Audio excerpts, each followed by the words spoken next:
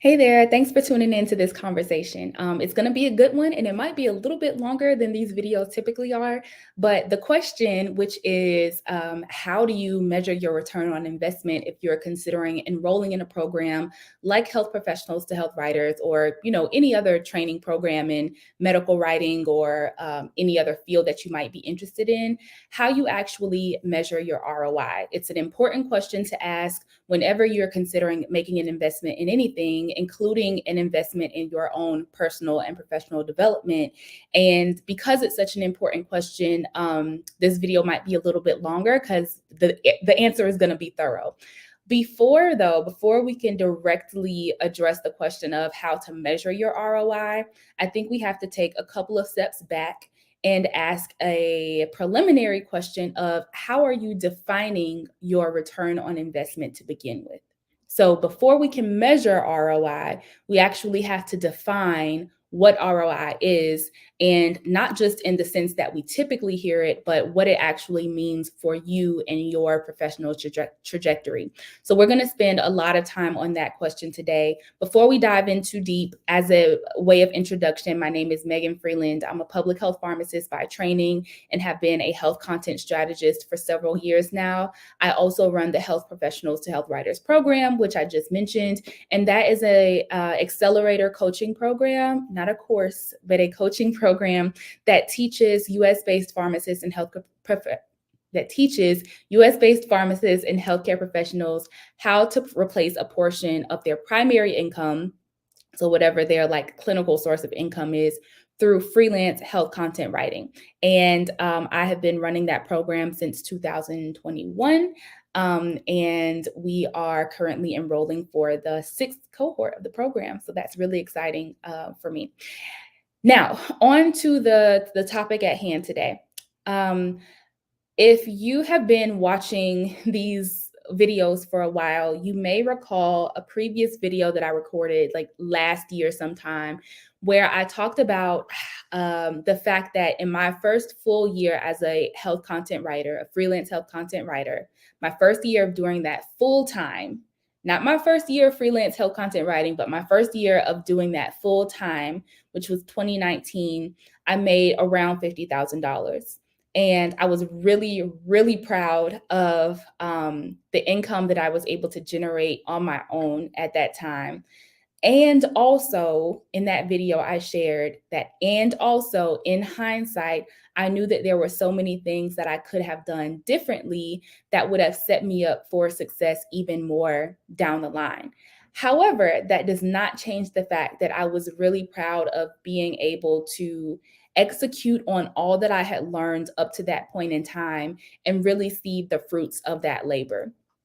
For those of you who are interested in learning the skill of freelance health content writing, one of the advantages that you have is that there is a supportive program that is made for you that I did not have access to when I was making my transition into freelance health content writing. And that program is the program that I created, Health Professionals to Health Writers.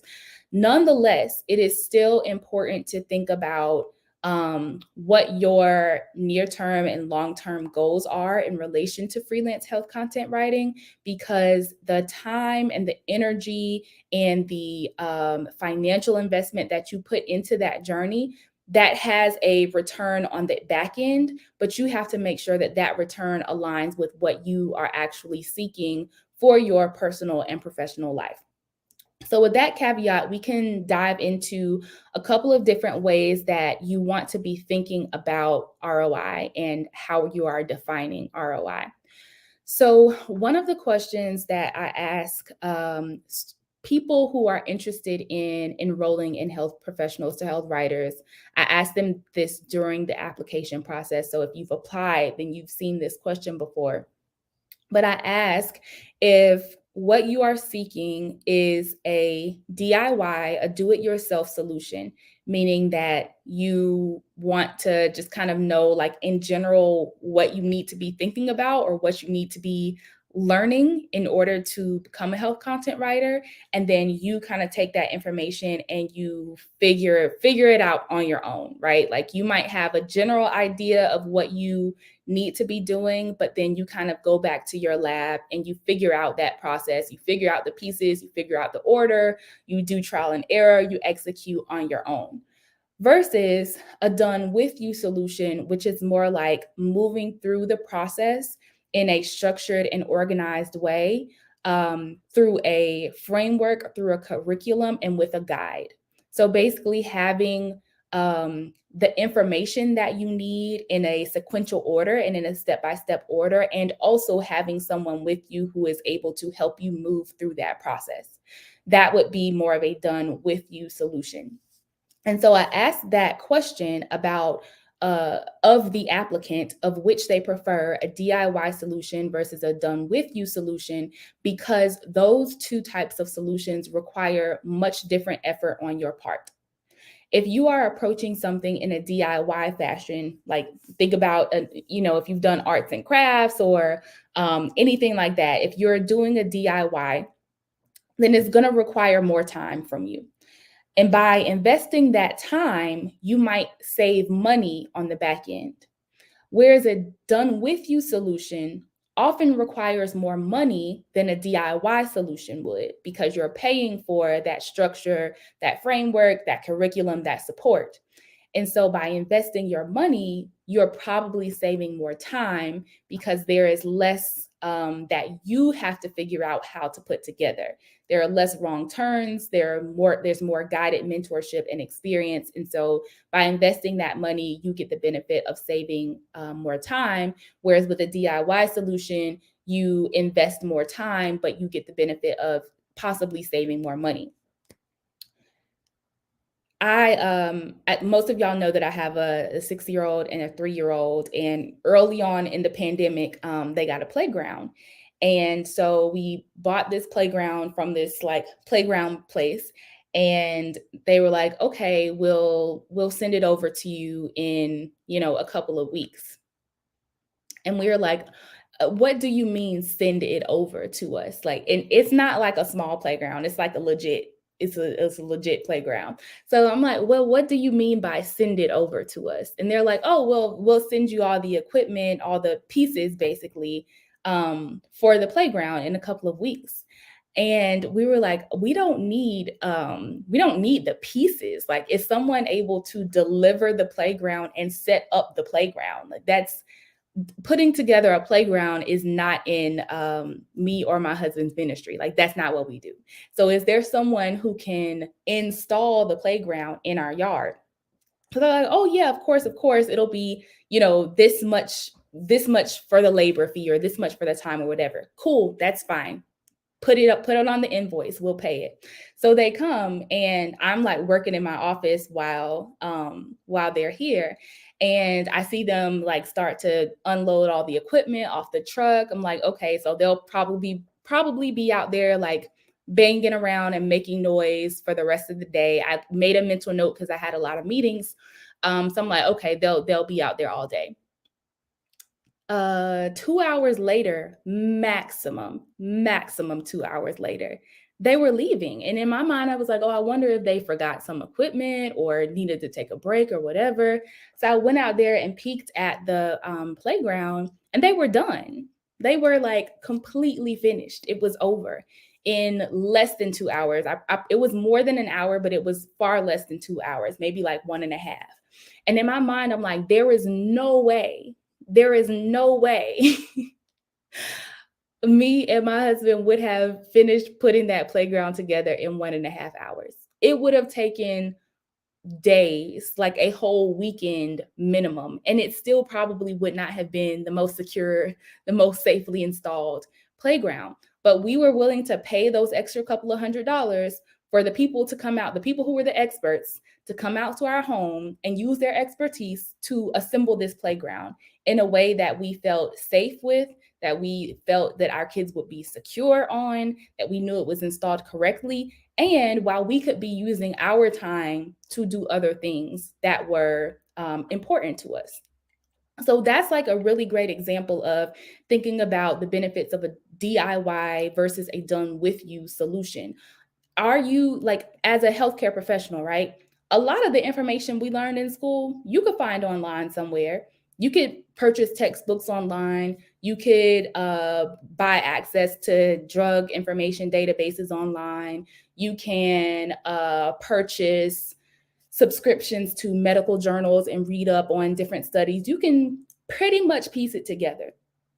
But how long would it have taken you to piece together your pharmacy curriculum, your nursing curriculum, your medicine curriculum, versus enrolling in a program where there was already a structured pathway, curriculum framework, where there was already built-in support through faculty and staff who could help guide you through that framework? That's another illustration of the DIY versus a done with you solution. So a part of what you should be thinking about when defining ROI is even crossing your mind is, first and foremost, are you defining ROI for a DIY or a done with you solution? Because those are two very different options, and the investment required is very different between those two options. And it's very possible that the outcome is also very different from those two solutions. So the return on a DIY situation is not necessarily equivalent to the return on a done with you situation. I wouldn't have been able to be a pharmacist even if I DIY'd my pharmacy curriculum, because the outcome of my DIY curriculum would not have been a doctor of pharmacy. It would not have been a degree. I would not have been eligible for a licensure. So these are things that you want to think about when you're considering defining ROI. First of all, is it a DIY or a done with you solution? What are you investing in? What is the currency required for that investment, whether it's time or financial? And then what is the return on that investment? And is it equivalent between the two? The second thing that is important to think about when you are considering how you define ROI are the overall objectives of whatever the thing is. So let's say in this case, we're talking about health professionals to health writers. What are the overall objectives of this program? ROI is not always financial. It can be, a part of it can be, but it also can be more than that. There are also more factors, more elements of that return that are relevant to you. So what you want to do is you want to think about and measure ROI against the stated objectives of whatever the program is. For example, health professionals, health writers, there's 3 core objectives. Students are going to gain a foundational understanding of health content marketing. They are going to have a solid starter portfolio that they can use to demonstrate their writing ability, and they are going to secure their first health content writing client. Those are the 3 objectives. If you notice, only one of those objectives is even like tangentially related to money. That third objective is tangentially related to finances. The other 2 are not. And so it's important to think about, well, if you're trying to measure your return on investment, you have to also consider what the objectives of said thing that you are investing in are, and take those into account as well. Now, it's also important to note that there are different sets and types of objectives, right? A program or a course or a degree or a certification or whatever it is, there might be specific objectives within that program. But you might also have your own individual objectives, your own individual growth goals, your own individual measures of success. So for example, when students join health professionals to health writers, they already know my measures of success. They already know the 3 core objectives. They already know what the entire program is designed around to support them with doing. But when they are onboarding, I also ask them to share what their definition of success is. What does your vision of success look like for your time in this program? And 9 times out of 10, what they respond with is not related to money or income at all. It's about professional fulfillment. It's about consistency. It's about showing up.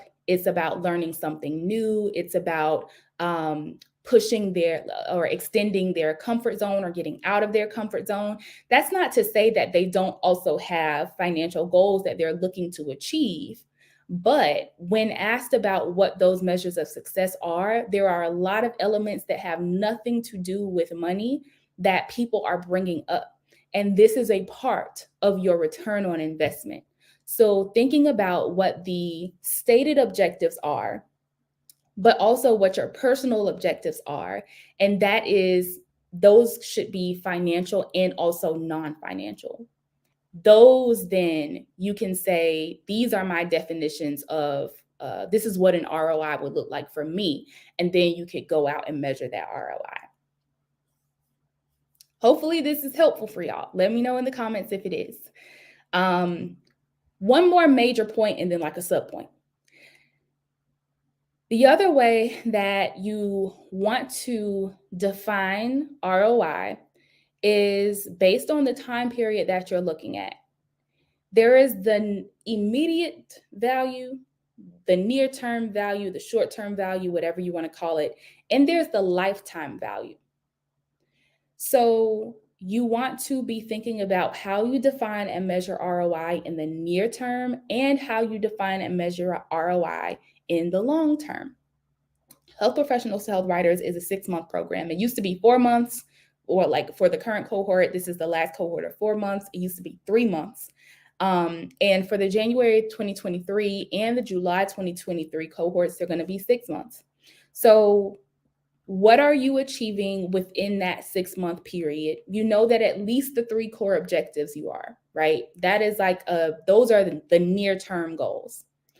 But whenever you think about ROI, you have to consider the lifetime impact and influence of whatever it is that you are investing in.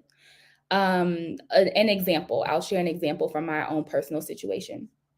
So my background is in, like, even before I knew health content writing was a thing, my background was already in writing and communications. It was just in a more traditional medical writing landscape. So the audiences that I was writing to were predominantly clinical or regulatory or scientific audiences.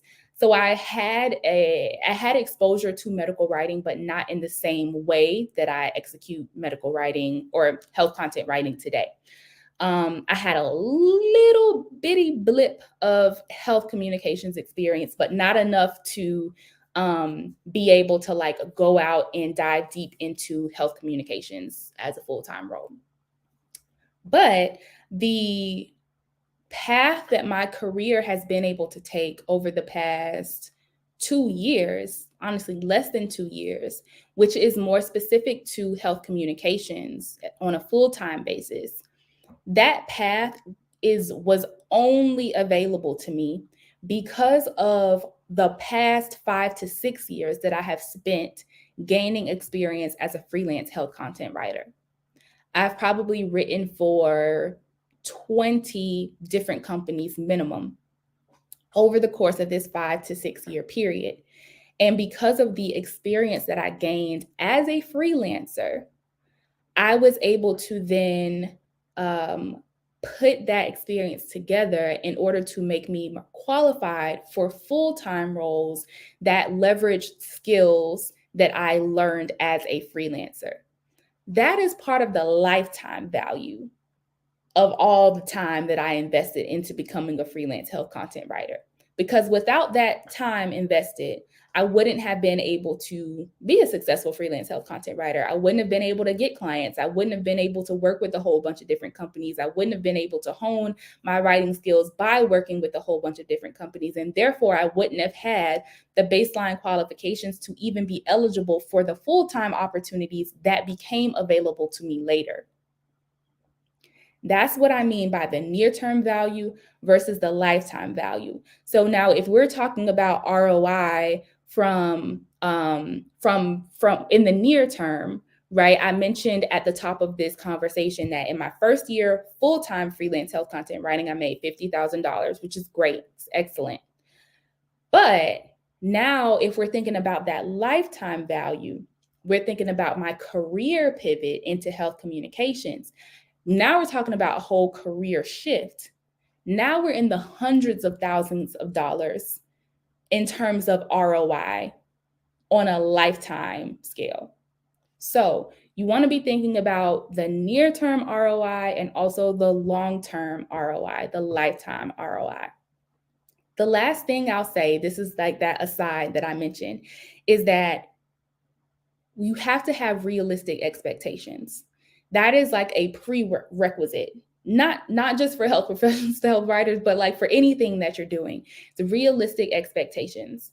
A lot of healthcare professionals, and this might be your situation or it might not be, but if it's not, then you know of colleagues whose situation it is. A lot of us are in professional situations that are toxic, that are stressful, that are emotionally exhausting, physically exhausting, that are just like downright unacceptable. And the stress that is a part of those situations like cannot be overstated. I talked about this in a previous video, but one thing that I think is important for people to do is to kind of regulate their bodies and their mental health before making drastic life decisions. And the reason I think that's important is because as you're thinking about trying to shift your career or your professional trajectory into something that's more healthy, one of the important things to consider in doing that is, are you running towards something or are you running away from something? Running to is very different than running from. And if you are in a high stress environment, then your fight or flight reflexes are like constantly on. And chances are you are doing more running from than running towards. So going back to this conversation about expectations, it's like, are you trying to put a like easy band-aid, a quick band-aid on a gaping wound? Or are you focused on healing and learning through healing and intentional treatment of that wound? And then once it's healed, preventive care so that that wound doesn't reopen. Like it's the difference between slapping a band-aid over a gaping wound and really being intentional about healing and preventing this wound from happening in the future. And so the sense that I get sometimes from people I'm talking to is that they have a gaping wound, i.e. a professional wound, that they are trying to slap a band-aid on with a short-term fix. The most successful students in health professionals to health writers, the students who get the most rich ROI, and I don't just mean financially, I mean like personally and via all of their metrics of success as well. The students who get that are the ones who are looking at freelance health content writing as a long-term solution, not as a short-term fix. I say this all the time. If you're looking for a short-term way to make some extra money, there's a lot of easier ways that you can do that than like embarking upon this freelance health content writing journey. It has to be about more than the money. It just has to. The students who get the most robust ROI are the ones who look at this as a long-term solution and opportunity, not a short-term fix, not a band-aid on a gaping wound. Health professionals to health writers is for US-based pharmacists and other healthcare providers who want a long-term, long-lasting solution, not who are looking for a short fix. So this goes back into that conversation about near-term versus lifetime value, because if you're in a situation where you have this tunnel vision and you're just looking for a quick fix, you're more likely to be hyper-focused on that immediate value, the near-term value, because you're looking for an immediate solution. So you want an immediate return. And freelance health content writing is not something where you are going to get an immediate financial return. And by immediate, I mean like if you start today, the next week you're going to be working with clients. That's not how it works. Within the confines of the program, most students secure their first freelance health content writing client within the confines of the program. That is a part of our core objectives, securing that first client. But in terms of you know, generating money that's going to replace 100% of your primary income in 6 months, that's not realistic. So if that's an expectation that you have or something that you just need, this is not the pathway for that. This is the pathway for near-term growth and near-term progress and lifetime value. So hopefully all of this context was helpful in helping you to think through how you can define ROI and how you can measure ROI so that you are making decisions that are aligned with your professional goals and also that are aligned with the stated objectives and goals of the program or whatever types of investment opportunities you would be looking in. Applications for the January cohort of health professionals, health writers are open until October 31st. So that's the end of the month. If you would like to apply, you can just comment right and we can take it from there. And I hope this conversation was really helpful for you, not even just in the context of like health content writing, but also whenever you're thinking about investing in anything and the return that you would get on that investment. Let me know if you have any questions or comments or key takeaways, and we'll talk soon.